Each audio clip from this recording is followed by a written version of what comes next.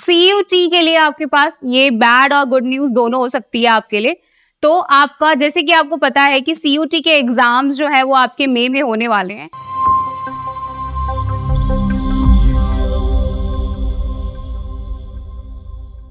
आज मैं आप सबके लिए सीयूटी के रिगार्डिंग न्यूज़ लेकर आई।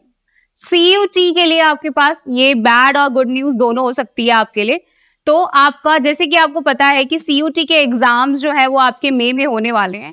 तो आपकी अगर हम पिछले ट्रेंड्स की बात करते हैं तो 2021 से 2022 वाले सेशन में आपके कुछ चेंजेस थे। उसके अलावा आपके 2022 और 2023 वाला सेशन था, उसमें कुछ चेंजेस थे। सेम आपका इस बार आपको देखने को मिल सकता है। क्या वो मेजर चेंजेस रहेंगे? कैसे वो मेजर चेंजेस आपके रिजल्ट को इम्पैक्ट करते हैं, ये आपको समझने की जरूरत है।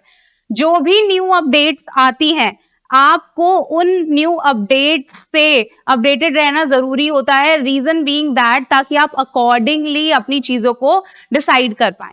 तो अगर मैं बात करूंगी गुड न्यूज की, तो आपकी गुड न्यूज ये है कि आपकी ऑलमोस्ट 200 जो यूनिवर्सिटीज हैं वो आपकी ऐड हो गई हैं या हो सकती है आपकी सीयूटी में। और उसके अलावा आपका क्या रहेगा कि आपके ऑलमोस्ट आपको पता है कि आपके पास 10 मेजर डोमेन्स थे जिनमें से आपको चूज करना होता था, या फिर आप सारे 10 डोमेन्स आपको चूज करने का आपके पास ऑप्शन होता था।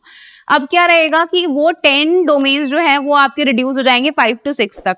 ये आपका जो न्यूज है, ये आपका नेशनल टेस्टिंग एजेंसी ने अनाउंस किया है that they will reduce from 1 month to 2 months। Firstly ये चीज रहेगा। सेकेंडली आपका NT also plans to maximum number of students candidate can take from 10 to 5 to 6। Reason being that कि आपके जब ज्यादा सब्जेक्ट्स होते हैं तो आपका कॉन्सेंट्रेशन जो होता है वो एक जगह पे नहीं लग पाता, आप इधर उधर स्कैटर्ड फील करते हैं। तो जब आपके जो डोमेन सब्जेक्ट्स हैं वो 5 to 6 हो जाएंगे, उस केस में क्या रहेगा कि आप ज्यादा फोकस होके पढ़ पाएंगे।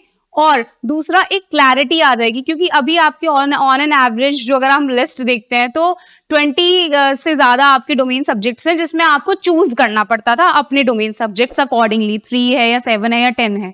अब इस केस में क्या रहेगा, पहले तो आपको ये क्लैरिटी रहेगी कि आपको कौन सा डोमेन सब्जेक्ट लेने हैं ताकि आप अपना बाद में जो भी आपका रिक्वायर्ड या डिजायर्ड कोर्स है वो ले सके। पहले क्या था, 10 थे आप, अब इवेंचुअली आप क्योंकि न्यू है, आपको अभी भी ये जो सीयूटी है सबके लिए ऑलमोस्ट न्यू है, तो इस केस में क्या होता था आप डोमेन गलत चूज कर लेते थे और वो कई बार आपका वैलिड ही नहीं होता था, तो ये आपका प्रॉब्लम क्रिएट करता था। अब इसमें क्या रहेगा, आपका जब डोमेन आपके फिक्स रहेंगे तो आप क्या कर पाएंगे, आप उस पर फोकस होकर पढ़ पाएंगे, राइट। तो जैसे मान लो अगर हम साइंस के स्टूडेंट की बात करते हैं तो आपका फिजिक्स, केमिस्ट्री, मैथ्स या बायो है, राइट। तो आपको ये अपने डोमेन सब्जेक्ट्स लेने हैं, उसके अलावा आपको जीटी लेना है या इंग्लिश लेना है। तो ये क्या होता है, इसमें आपकी जो चीजें हो जाती है वो फिक्स हो जाती है। अब इनको लेकर आप आगे बाद में जो भी कोर्स लेना है वो ले सकते हैं। लेकिन प्रॉब्लम क्या आती है इसमें, अगर मैं बैड न्यूज की बात करूं आपके लिए, तो क्या रहेगा कि आपका जो जितने भी ये डोमेन के सब्जेक्ट्स हैं अगर वो कम कर दिए जाएंगे तो आपका कंपटीशन जो होगा वो क्या हो जाएगा, ज्यादा हो जाएगा। अब आपके लास्ट ईयर भी on an average 15 lakh students थे जिन्होंने पार्टिसिपेट किया, जिन्होंने एग्जाम दिया। तो ये ऑब्वियसली जो नंबर है वो इंक्रीज होगा ही होगा आपका। तो ये ऑब्वियसली जो आपका लास्ट ईयर था, जो सीयूटी था, वो लार्जेस्ट सेकेंड एग्जामिनेशन रहा, तो आपका ऑलमोस्ट माइट भी ये लार्जेस्ट एग्जाम भी हो जाए। तो इसमें क्या रहेगा, आपका कंपटीशन जो होगा वो इंक्रीज हो जाएगा। ये प्रॉब्लम आपका क्रिएट कर सकता है। उसके लिए आपको क्या करना पड़ेगा, उसके लिए आपको अकॉर्डिंगली अपनी प्रिपरेशन अभी से स्टार्ट करनी पड़ेगी। टाइम ऑल्दो बहुत ज्यादा कम रह गया है, तो आपको अकॉर्डिंगली चीजों को स्ट्रक्चर करना पड़ेगा। जो स्टूडेंट्स ऑलरेडी ऐसे ऑन एन एवरेज बहुत अच्छा परफॉर्म करते हैं, उनके लिए शायद प्रिपरेशन लास्ट मिनट पर भी हो जाए, लेकिन जो एवरेज स्टूडेंट्स हैं उनको ज्यादा ध्यान देने की जरूरत है ताकि वो अपने डोमेन सब्जेक्ट्स को स्ट्रॉन्ग कर सके। उसके लिए आप क्या कर सकते हैं, टॉपर्स एकेडमी आपका बैचेस स्टार्ट कर रहा है सीयूटी के लिए, आप उसमें एनरोल कर सकते हैं। अगर आपको ज्यादा इन्फॉर्मेशन चाहिए तो स्क्रीन के नीचे आपको डिटेल्स दिख रही है, आप वहां पर कॉन्टैक्ट कर सकते हैं हमें। Thank you so much.